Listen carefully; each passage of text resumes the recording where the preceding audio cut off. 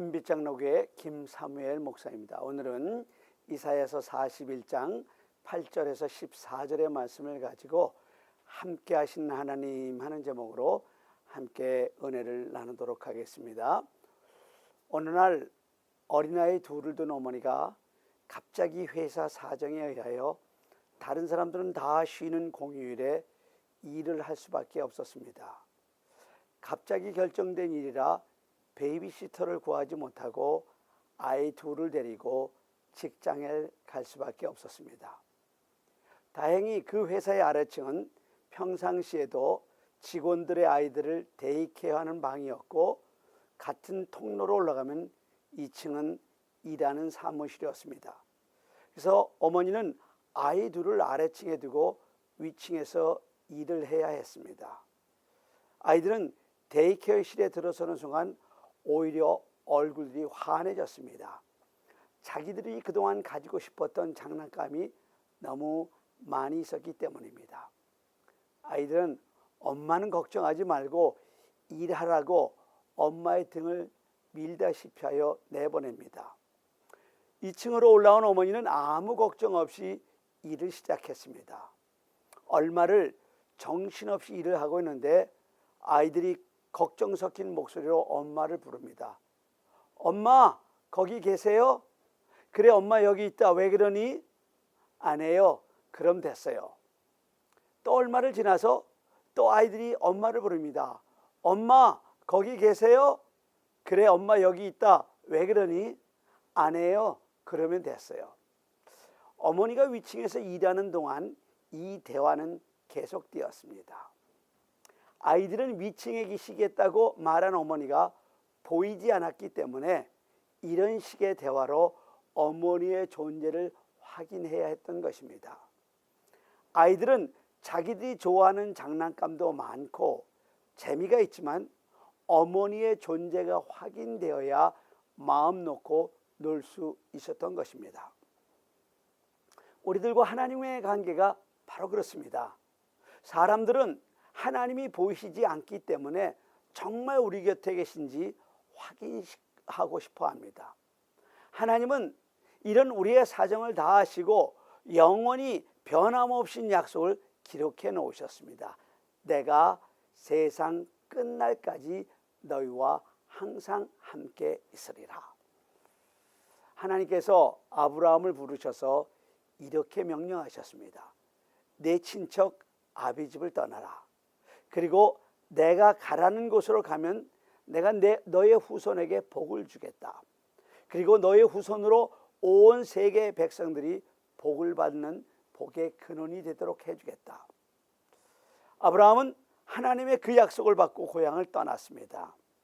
그러나 많은 후손을 하늘의 별처럼 주시겠다고 약속하셨지만 이미 그의 나이 75세였습니다.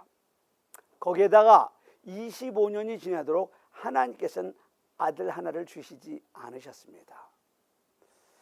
그런 하나님을 어떻게 믿겠습니까? 벌써 아브라함이 100세요. 아내 사라가 90세입니다. 이제는 자식을 낳을래야 낳을 수 있는 능력을 잃어버린 노부부입니다. 그럼에도 불구하고 하나님은 가만히 계셨습니다. 그런 하나님을 우리가 진실하다고 말할 수 있겠습니까? 인간적으로 보면 진실한 하나님이 아닌 것 같아 보이지 않습니까? 그러나 우리 하나님은 진실하신 분입니다. 그렇기 때문에 그 몸이 죽은 것 같은 노부부에게서 이삭이라는 옥동자를 탄생시키신 것입니다. 우리 하나님은 진실하신 분입니다. 절대로 거짓말하지 않으시는 분이십니다. 그 신실하신 하나님이 신구약 성경 66권을 통틀어서 가장 귀한 약속을 주셨습니다. 내가 끝날까지 너희와 항상 함께 있으리라는 약속입니다. 홀로 외삼촌 라반의 집을 찾아 나섰던 야곱의 꿈에 나타나신 하나님이 이렇게 약속하셨습니다. 내가 너와 함께 있어 내가 어디로 가든지 너를 지키며 너를 이끌어 이 땅으로 돌아오게 할지라 내가 내게 허락한 것을 다 이루기까지 너를 떠나지 아니하리라. 하나님은 모세를 바로에게 보내시면서도 이렇게 약속하셨습니다. 내가 정녕 너와 함께 있으리라. 모세가 죽은 후에 그의 후계자 여호수아에게 나타나신 하나님이 또 이렇게 약속하십니다. 내 평생에 너를 능히 당할 자가 없으리니 내가 모세와 함께 있었던 것 같이 너와 함께 있을 것입니다. 내가 너를 떠나지 아니하여 버리지 아니하리니 마음을 강하게 하라, 담대하여 하라. 너는 이 백성으로 내가 그 조상에게 맹세하여 주리로 한 땅을 얻게 하리라. 이 약속은 이사야에게도 하신 약속입니다. 에레미야에게도 하신 약속입니다. 우리 하나님은 절대로 하나님의 백성을 홀로 버려두시는 법이 없으십니다. 이 약속은 부활하셔서 승천하시던 주님이 제자들에게 주신 약속이기도 합니다. 내가 너희에게 분부한 모든 것을 가르쳐 지키게 하라. 볼지어라 내가 세상 끝날까지 너희와 항상 함께 있으리라. 이 약속은 지금 이 순간 이제 막 시작된 이 2017년 새해에도 유효합니다. 이 시간 이 자리에 우리 주님이 우리와 함께 하십니다. 영으로 함께 하십니다. 우리의 이 예배를 받으십니다. 지난 한 해 우리와 함께 하셨던 하나님을 찬양하십시다. 그리고 이제 막 시작된 이 새해도 우리와 함께 하실 그 하나님을 찬양하십시다. 언제나 어디서나 우리가 힘들고 어려울 때나 사망의 음침한 골짜기를 다닌 것 같은 때에도 우리와 함께 하시는 우리 하나님께 감사와 영광과 찬양의 박수를 함께 올려드리십시다. 우리 주님은 아무도 가보지 않은 이 2017년 새해에 미지의 날들을 향해 출발하는 우리들을 홀로 보내시지 않습니다. 우리 주님이 함께 하심을 여러분 믿으시기를 간절히 바랍니다. 사람들은 겉으로 보기에 굉장히 강한 것 같지만 사실 내면은 얼마나 연약한 존재인지 알 수 없습니다. 주체하지 못하는 슬픔 앞에서 몸부림치는 사람을 한번 생각해 보십시오. 무서운 고독 앞에서 밤을 지새우는 사람들을 한번 여러분 생각해 보십시오. 심각한 질병 앞에서 하얗게 질려버리는 사람들을 생각해 보십시오. 더더욱 피할 수 없는 죽음 앞에서 지푸라기와 같은 존재로 전락해버리는 인간들을 여러분 한번 생각해 보십시오. 정말 인간이란 존재는 너무나 가엾을 정도로 나약한 존재입니다. 인간이 얼마나 나약하면 하나님이 14절에서 이렇게 불렀겠습니까? 지렁이 같은 너 야곱아. 새해 2017년에 한국에서 가장 먼저 떠오른 태양은 독도에서 떠올랐다고 합니다. 물론 그 다음은 울릉도고, 그리고 무태서는 동해 정동진이라는 마을일 것입니다. 여러분 새해 신문 방송을 통해서 보셨죠? 사람들은 갈 수 있는 한 동쪽으로 가서 새해 첫날에 떠오르는 태양을 바라보면서 손을 모으고 자신의 소원을 빌리기 위해 찾아갑니다. 이 떠오르는 태양을 향해 손을 비비고 있는 그 나약한 인간의 모습을 보십시오. 이 인간들이 얼마나 불쌍하고 가냘프고 연약한 존재입니까? 그래서 하나님은 이런 인간들을 향해서 이 지렁이 같은 야곱아 하고 지렁이로 빗대신 것입니다. 이와 같이 나약한 존재인 우리가 다시 2017년 새해를 선물로 받게 되었습니다. 그러나 이 길은 아직 아무도 가보지 못한 미지의 길입니다. 그래서 두려울 수밖에 없습니다. 그래서 우리 하나님은 우리를 홀로 버려두지 않으시고 이렇게 약속하셨습니다.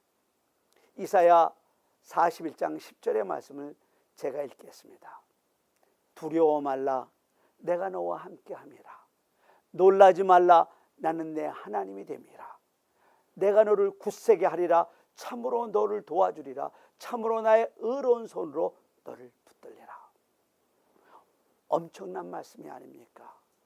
말씀 한마디 한마디가 우리의 소리와 같이 우리의 영혼을 흔드는 말씀이 아닙니까?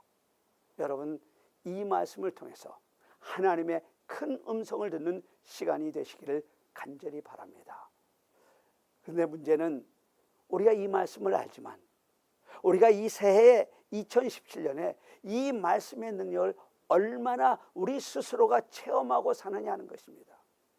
하늘과 땅을 창조하신 하나님께서 나를 도와주시고 나와 함께 하시는 사건이 정말 일어난다면 누가 우리를 꺾을 수 있겠습니까? 누가 우리를 무시할 수 있겠습니까? 그럼 어떻게 하면 하나님의 이 능력의 말씀을 우리의 삶에서 체험할 수 있느냐 하는 것입니다. 첫 번째로 하나님의 신실하심을 믿어야 합니다. 우리 하나님은 신실하신 분입니다. 그분께는 거짓이 없습니다.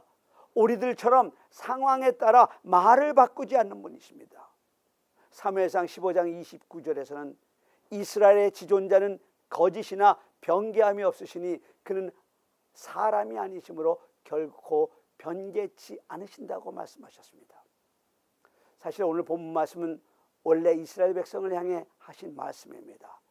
이사야 선지자가 예언을 하는데 앞으로 100년쯤 지나 유대나 사람들이 우상 숭배로 인해서 하나님으로부터 심판을 받게 되고 그 죄값으로 바벨론으로 끌려가 70여 년간 포로 생활을 해야 한다는 것이었습니다. 그런데 그것으로 끝나지 않습니다. 더 놀라운 사실은 이스라엘이 바벨론에서 70년간 포로 생활을 마치면 하나님께서 고레스라는 왕을 일으켜서 그 왕으로 하여금 철동 같은 바벨론을 정복하고 바사 왕국, 오늘날의 페르시아죠. 페르시아를 건설한 다음 이스라엘 백성을 해방시켜 주신다는 내용의 말씀입니다. 여러분 얼마나 놀라운 예언입니까? 그러니까 170여 년 전에 이런 예언을 한 것입니다. 이사야 44장 28절을 보면 고레스의 이름이 나옵니다. 이사야 44장 28절 상반절을 제가 읽겠습니다. 고레스에 대하여는 이르기를 그는 나의 목자라 나의 모든 기쁨을 성취하리라. 물론 이때 고레스가 세상에 태어나지도 않았던 때였고 바벨론은 영원한 왕국이라고 믿었던 때였습니다. 누가 감히 그 엄청난 왕국 바벨론을 물리치려고 생각이나 했고 또 고레스라는 왕이 나와서 이스라엘을 해방할 것이라고 상상이나 했겠습니까? 그런데 우리 하나님은 이미 170여 년 전에 그를 선택하신 것입니다. 이사야서 45장 1절에도 그의 이름이 언급되고 있습니다. 나 여호와는 나의 기름받은 고레스의 오른손을 잡고 열국으로 그 앞에 항복하게 하며 그리고 신실하신 하나님은 그 약속을 지키셨습니다. 인간들은 다 잊어먹었습니다. 그래서 절망 가운데서 자기들은 선택받은 백성임을 잊어버리고 세상과 짝하고 살았지만 신실하신 하나님은 170여 년 전의 약속을 지키셨습니다. 하나님은 고레스 왕을 세우시고 메데바사 페르시아를 창업하시고 고레스 왕을 통하여 이스라엘 백성을 포로 생활 70년 만에 해방시켜 주신 것입니다.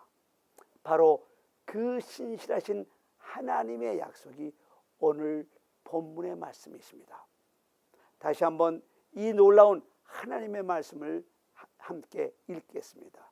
두려워 말라 내가 너와 함께함이라 놀라지 말라 나는 내 하나님이 됨이라 내가 너를 굳세게 하리라 참으로 너를 도와주리라 참으로 나의 의로운 오른손으로 너를 붙들리라.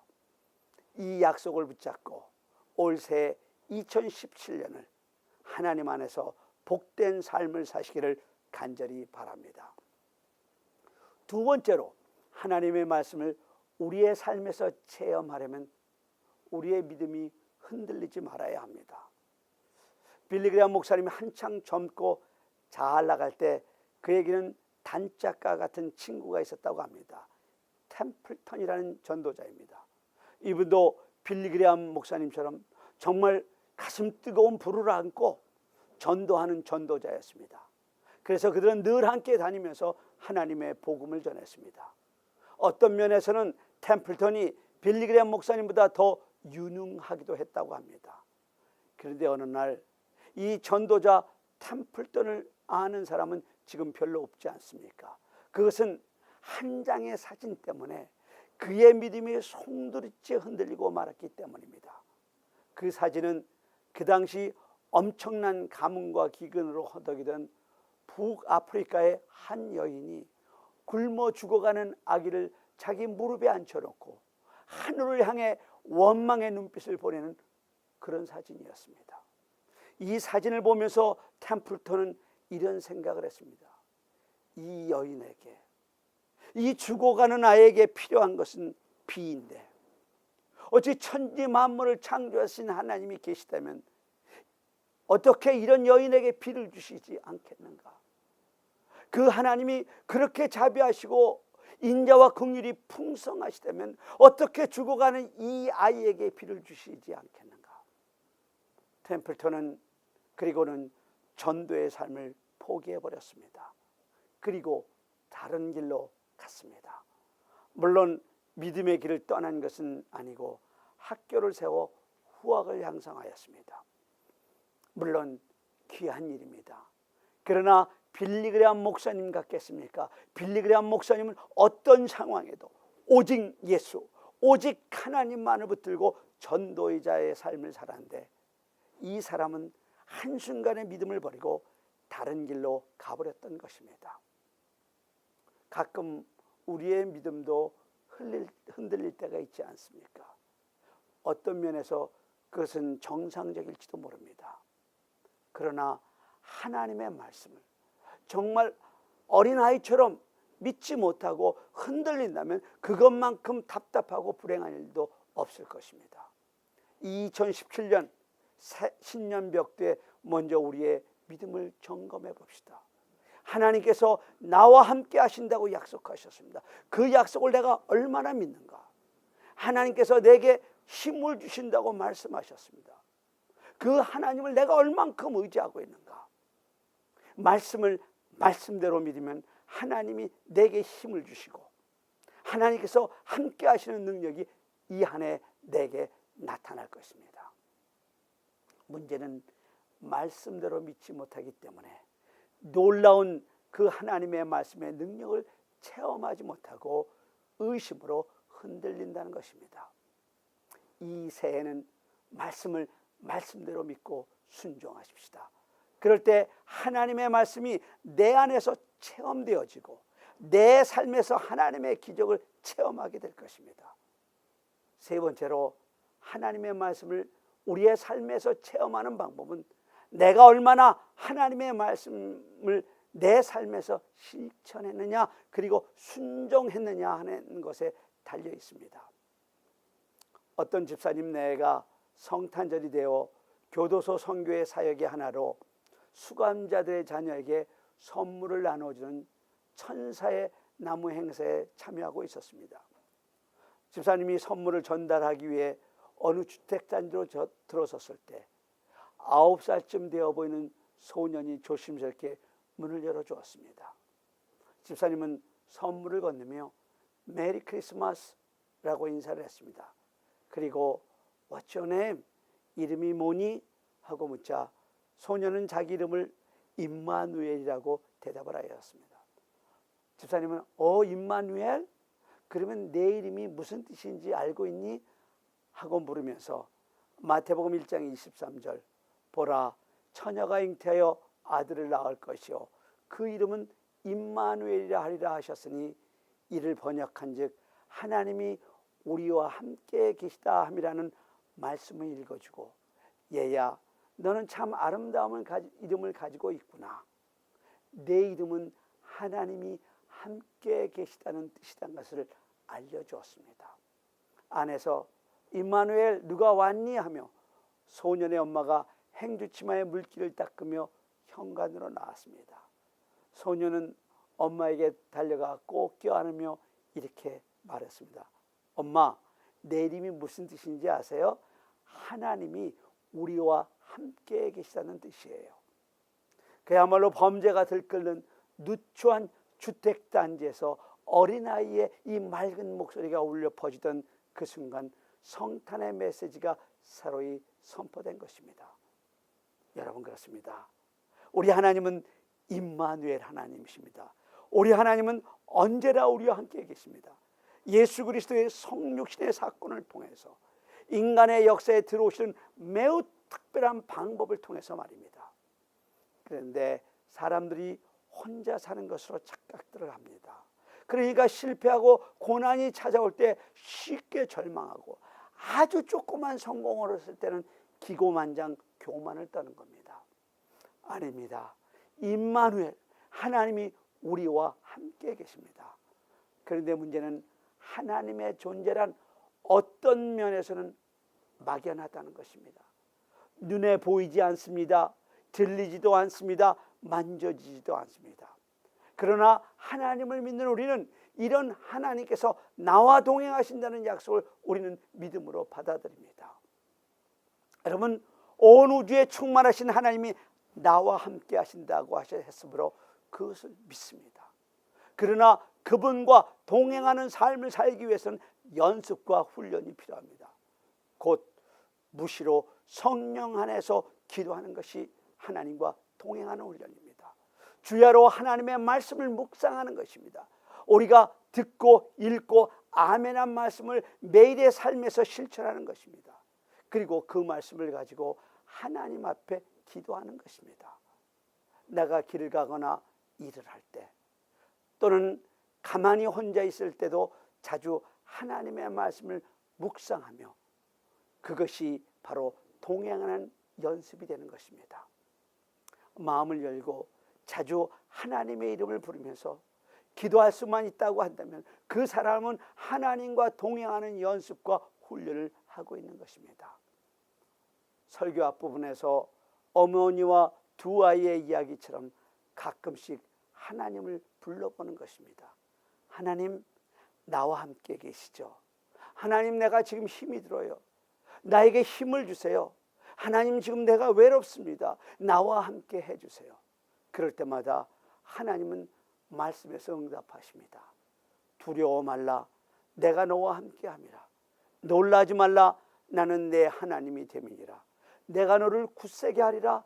참으로 너를 도와주리라. 참으로 나의 의로운 오른손으로 너를 붙들리라. 어느 부부가 결혼 25주년을 맞아 밖에 나가서 함께 외식을 하고 집으로 돌아가는 길에 아내가 이런 말을 합니다. 여보, 우리가 차 안에서 아주 가까이 붙어 앉아 이렇게 다정하게 이야기하던 때가 언제죠? 그 말을 들은 남편이 조금 어색한 표정을 지으며 이렇게 말했습니다. 나는 항상 이 자리에 앉아 있었어. 바로 이 운전대 말이야. 나는 이 운전대에 앉아서 항상 내 자리를 지켰지. 이 자리를 떠나본 일이 없어. 여러분, 이 말이 무엇을 의미합니까? 문제는 아내에게 있었다는 것입니다. 자신이 기분이 좋거나 마음이 즐거우면 운전도 제대로 못하게 팔을 붙잡고 다정하게 대하다가도 기분이 나쁘면 남편과 떨어져 창가에 붙어 밖에만 쳐다보고 앉아 있었던 것입니다. 즉 아내가 그렇게 변덕스러운 행동을 한 것입니다.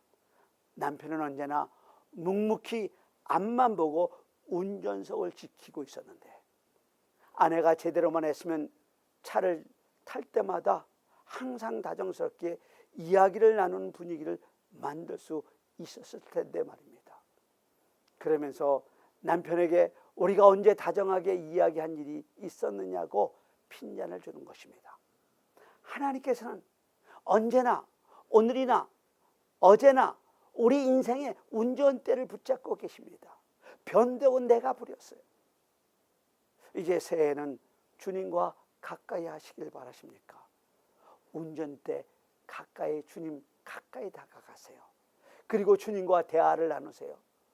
우리 삶에 있는 아픔도 기쁨도 인생의 필요도 주님께 아뢰세요. 그러면 우리 주님이 다 들으시고 우리에게 필요한 곳으로 우리 인생을 몰고 가실 것입니다. 이런 축복이 이 새해 2017년에 저와 여러분의 삶에 있기를 간절히 축원합니다. 우리 다 같이 기도드리시겠습니다.